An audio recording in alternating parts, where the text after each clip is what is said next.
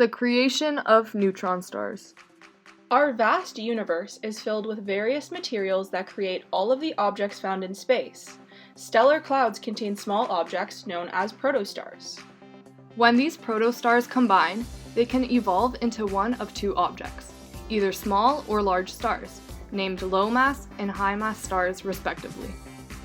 During the lifetime of a high-mass star, it starts to burn and fuse elements through the process of nuclear fusion. Nuclear fusion allows for two nuclei to combine, which in turn releases energy. These elements become heavier, and in turn, the star itself becomes more dense. This is a process that can last millions of years. Throughout the life of a high-mass star, hydrogen burns for the first 10 million years, then helium burns for the next million. Heavier elements continue to form, with the heavier elements taking less and less time to burn. For example, it takes the oxygen present in the star to burn for a year, whereas silicon only takes a few days.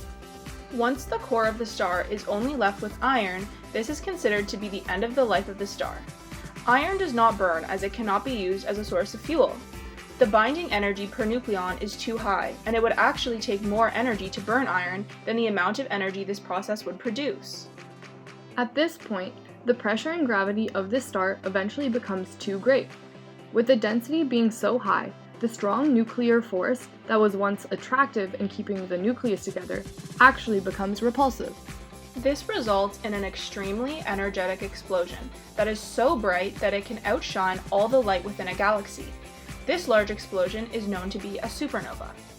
After this explosion, two major objects can be formed.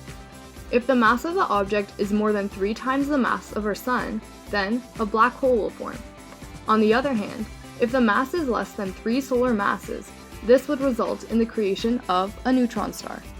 The cores of these neutron stars are made entirely of neutrons, resulting in a very dense object. As Neil deGrasse Tyson once said, in order to obtain the density of a neutron star, a herd of 50 million elephants would have to be crammed into the volume of a thimble. When neutron stars merge with one another, they are responsible for the creation of elements heavier than iron. Some of the elements that you see colored in blue are products of a supernova, whereas some colored in green are a result of the event when two neutron stars merge together. This creates very heavy elements. It's amazing to think that what was once the component of a star is now an element that we interact with in our day-to-day lives.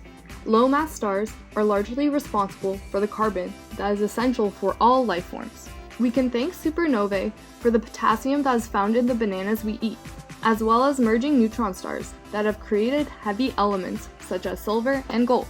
Thanks for listening! We hope you enjoyed our video and that we taught you a thing or two about neutron stars and how they form.